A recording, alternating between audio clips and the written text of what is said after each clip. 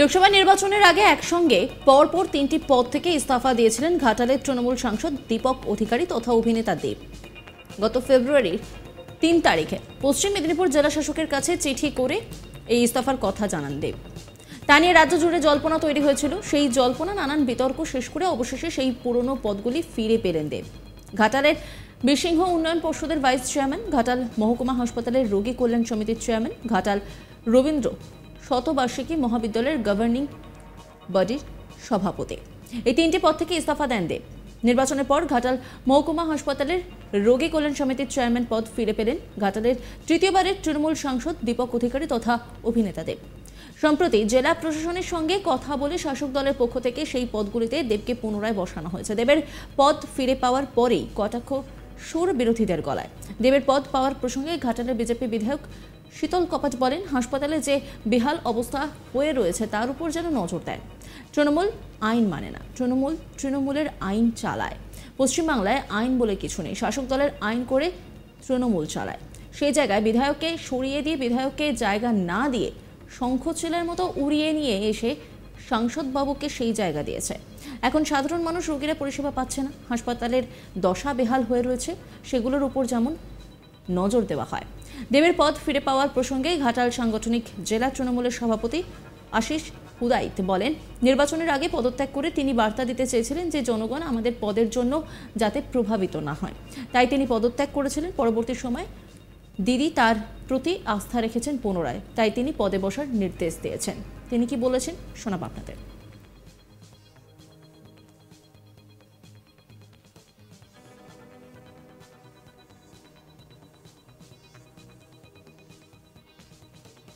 আমি প্রথমেই বলবো যে কথাটা যেভাবে জিজ্ঞেস করা হচ্ছে এটা সঠিক নয়। ফিরে পেলেন মানে, কারণ মমতা বন্দ্যোপাধ্যায়ের অত্যন্ত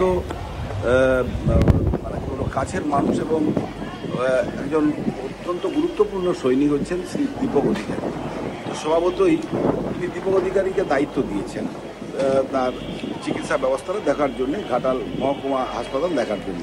এটা তো স্বাভাবিক ব্যাপার। নির্বাচনের আগে তিনি এই জায়গা থেকে পদত্যাগ করে তিনি তো বরং বার্তা দিতে চেয়েছিলেন যে কোনো রকম আমি যাতে মানে জনগণ আমার পদের জন্য প্রভাবিত না হয়, তাই তিনি পদত্যাগ করেছিলেন। পরবর্তী সময়ে দিদি তাকে তার প্রতি আস্থা আছে, তাই তিনি দিয়েছেন এবং তিনি যথারীতি কয়েক বছরে তার কার্যকালে তিনি আমাদের হাসপাতালকে একবারে যথেষ্ট পরিষেবার দিক থেকে সেরা করে দিয়েছেন। স্বভাবতই তিনিই তো ওটা থাকবেন। কেউ কি সাধ করে কপালে কোলে করে মানে সাপকে কোলে রাখে, সাপ তো কামড়ে দেবে। ফলে আমার মনে হয় যে রাজনৈতিক দল যারা সাম্প্রদায়িক বিভাজন করে, রাজ্যের রাজনৈতিক দল যারা কী বলবো সাধারণ মানুষকে ভালো, আমাদের বাংলার মানুষকে, তাদের শ্রমিকদেরকে ফাঁকি দেয়, তাদের কাজের টাকা দেয় না, তাদেরকে তিনি কোলে করে রাখবেন, এটা হতে পারে না। তাই যিনি তার বিশ্বস্ত সৈনিক তাকেই তিনি দায়িত্ব দিয়েছেন এবং আরও অন্যান্য দায়িত্ব দিয়ে এলাকার মানুষের উন্নয়ন ঘটাবেন, এটাই স্বাভাবিক। অন্যদিকে বিজেপি বিধায়ক শীতল কপাট তিনি কি বলেছেন শোনাবো আপনাদের।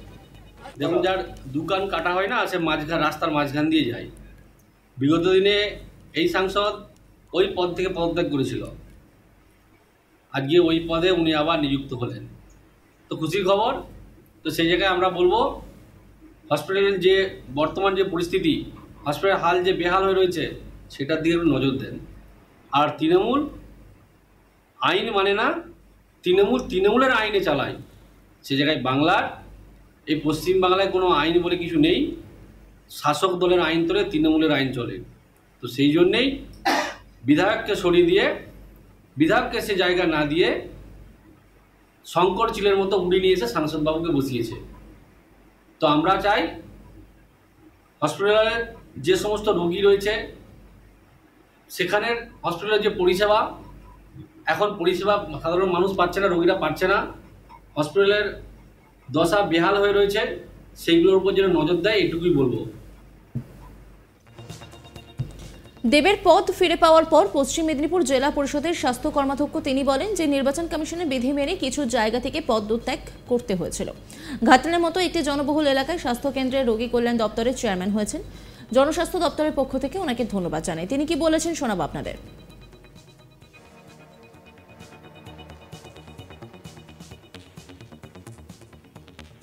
কিছুক্ষণ আগে খবর পেলাম আমাদের সম্মানীয় সাংসদ ঘাটাল লোকসভা কেন্দ্রে নির্বাচনের আগে নির্বাচন কমিশনের বিধি মেনে আইন মেনে কিছু জায়গা থেকে পদত্যাগ করতে হয়েছিল। আবার তিনি বাংলার সম্মানীয় মুখ্যমন্ত্রী মাতৃসমা মমতা বন্দ্যোপাধ্যায়ের নির্দেশে ঘাটালের মতো একটি জনবহুল এলাকায় স্বাস্থ্যকেন্দ্রে রোগী কল্যাণ সমিতির চেয়ারম্যান হয়েছে। এটা খুব ভালো খবর। আমি মেদিনীপুর জেলা পরিষদের জনস্বাস্থ্য দপ্তর পক্ষ থেকে আমাদের প্রিয় সাংসদ সম্মানীয় দীপক অধিকারী এবং আমাদের সর্বোচ্চ নেত্রী বাংলার মুখ্যমন্ত্রী মমতা ব্যানার্জি যে দায়িত্ব দিয়েছেন, আমি ধন্যবাদ কৃতজ্ঞতা জানাচ্ছি। আমাদের সাংসদকে ধন্যবাদ কৃতজ্ঞতা জানাচ্ছি এবং তিনি আরও কয়েকটি পদে ছিলেন, আস্তে আস্তে সবগুলো তিনি ফিরে পাবেন, কারণ বাংলার মুখ্যমন্ত্রী মমতা ব্যানার্জি পছন্দ করেন, ভালোবাসেন আমাদের প্রিয় সাংসদ। এই নিয়ে রিপোর্ট তুলে ধরেছেন আমার কলিগ শাহজাহান, দেখাবো আপনাদের। ঘাটালের 3টি সংস্থার পদে দেব ছিলেন এবং 3 ফেব্রুয়ারি সেই দেব যখন পদত্যাগ করে দেয় তখন রাজনৈতিক জল্পনা শুরু হয়েছিল রাজ্য জুড়ে।